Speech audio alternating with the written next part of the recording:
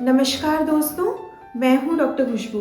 स्वागत है आपका हमारे चैनल ग्लोरियस आयुर्वेदा में, जहां हम आपके अच्छे स्वास्थ्य की कामना करते हैं।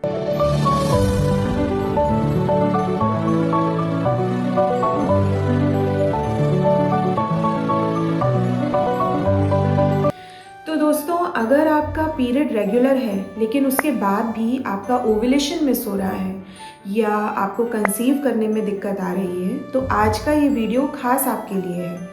आज के इस वीडियो में हम बात करने वाले हैं कि किस तरीके से बिना भारी भारी इंजेक्शंस और दवाइयों को यूज़ किए नेचुरल तरीक़ों से ही आप अपने ओव्यूलेशन को बेहतर बना सकते हैं। तो यहाँ पर सबसे पहले एक सच को जानना ज़रूरी है कि ओव्यूलेशन ना कोई स्विच नहीं है कि आपने उसको दबा दिया और चालू हो गया। ओव्यूलेशन तो एक हार्मोनल चेन होती है जिसमें बहुत सारे फैक्टर्स काम करते हैं, जैसे कि आपकी नींद, आपका स्ट्रेस, आपका खाना पीना, आपका रहना। इन सारी चीज़ों के मिलने से ही एक हार्मोनल चेन बनती है जो आपके ओव्यूलेशन को इफ़ेक्ट डालती है। तो यहाँ पर सबसे पहला स्टेप जो होता है वो अपनी बॉडी में सुधारने का हमें लेना चाहिए कि अपनी नींद को ठीक करें, यानी कि अपनी स्लीपिंग हैबिट को सुधारें। ऐसा नहीं कि रात रात भर मोबाइल चला रहे हैं या लैपटॉप पे कुछ काम कर रहे हैं और नींद की कोई पैटर्न ही नहीं है। ज़रूरी है कि हर रात को 10:30 से 11 बजे सो ही जाना है, क्योंकि क्या होता है ना कि जब आप टाइम पर सोते हैं तो आपके जो हार्मोन होते हैं वो भी बैलेंस रहते हैं। जो आपका LH और FSH हार्मोन होता है, ये ठीक तरीके से रेगुलर तभी काम कर सकता है जब आपकी नींद पूरी हो। रोज़ाना 7 से 8 घंटे की नींद अगर आप पूरी करेंगे तो आपका जो ये हार्मोन है ये आपके एग को रिलीज़ करने में बहुत ज़्यादा हेल्पफुल रहेगा। तो फ्रेंड्स, यहाँ पर ये ध्यान रखने वाली बात है कि अगर नींद कम हुई तो मतलब आपका ओव्यूलेशन गड़बड़ हो गया। दूसरी चीज़ आती है अपने स्ट्रेस को कम करना।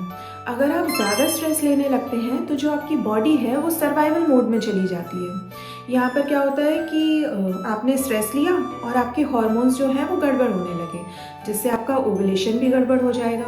तो यहाँ पर अच्छा ये रहेगा कि गहरी नींद लें, हल्की हल्की वॉक करने लगें, थोड़ा सा गहरी सांसें लें, योगा करें, प्राणायाम करें, ताकि जो आपका स्ट्रेस लेवल है वो कम हो। ये सारी चीज़ें करने से आपका स्ट्रेस लेवल कम होगा, इससे आपके हार्मोन बैलेंस होंगे और हार्मोन बैलेंस होंगे तो जाहिर सी बात है जो आपका ओव्यूलेशन है उसमें बहुत हद तक सुधार आएगा।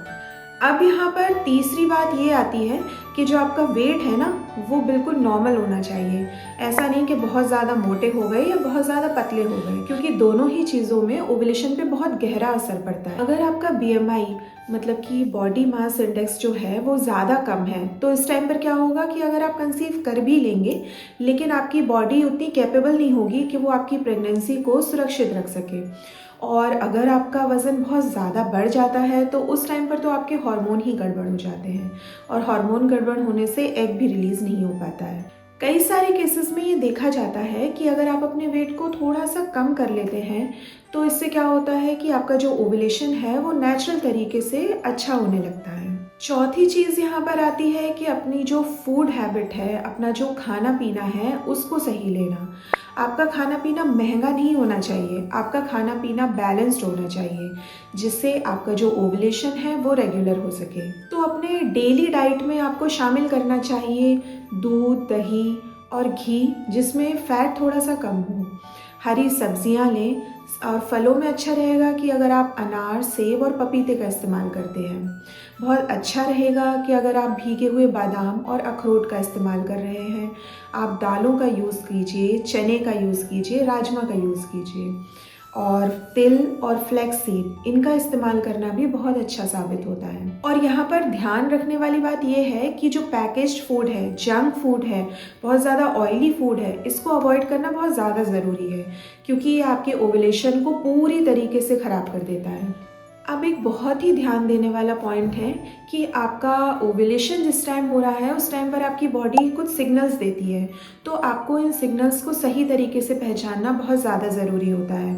आप ऐसा महसूस करने लगते हैं कि ओव्यूलेशन के आगे पीछे जो वेजाइना से निकलने वाला डिस्चार्ज होता है वो थोड़ा ज़्यादा चिकना हो जाता है, कुछ ज़्यादा फिसलन वाला डिस्चार्ज होने लगता है। आपका जो एनर्जी लेवल होगा वो आपको थोड़ा ज़्यादा महसूस होगा। और हाँ, आपके पेट के निचले हिस्से में किसी एक तरफ आपको हल्का सा दर्द महसूस हो सकता है। ये सारे वो संकेत होते हैं जिनसे आप पता लगा सकते हैं कि इस टाइम पर आपका ओव्यूलेशन हो रहा है या होने वाला है। अगली जो बात है वो ये है कि आपको हल्की हल्की एक्सरसाइज करना बहुत ज़्यादा ज़रूरी है। इसके लिए ये नहीं है कि मैराथन दौड़ने पहुँच गए, बस हल्की सी स्ट्रेचिंग कर लें, योगा कर लें, थोड़ा सा मेडिटेशन कर लें। ये आपकी बॉडी के लिए बहुत ज़्यादा फ़ायदेमंद है। और हाँ, लास्ट का सबसे ज़्यादा इम्पॉर्टेंट पॉइंट ये है कि इन सारी प्रोसेस को करते टाइम बहुत ज़्यादा पेशेंस रखने की ज़रूरत है। ऐसा नहीं कि आपने आज से ये स्टेप्स को फॉलो करना स्टार्ट किया और कल से एग बनना स्टार्ट हो गया। अगर आप कोई भी स्टेप लेते हैं तो उसके बाद आपके हार्मोन को बैलेंस होने में और एग रिलीज़ होने में, एग के बनने में एटलीस्ट 2 से 3 साइकिल का जो अंतर आता है।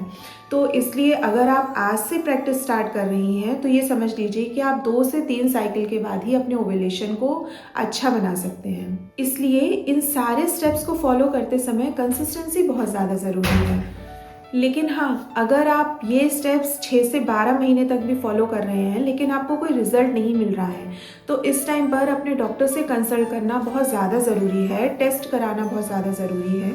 क्योंकि ये जो नेचुरल तरीके हैं ये सिर्फ आपके ओव्यूलेशन को इम्प्रूव करने के लिए हैं, इलाज से भागने के लिए नहीं है। तो आज के इस वीडियो का मैसेज क्या है कि अगर आप अपने ओव्यूलेशन को सुधारना चाहते हैं तो एक तो अपनी नींद को अच्छा रखें, अपना जो वज़न है उसे कंट्रोल में रखें और अपने खाने पीने को ठीक रखें और अपने स्ट्रेस लेवल को कम करें।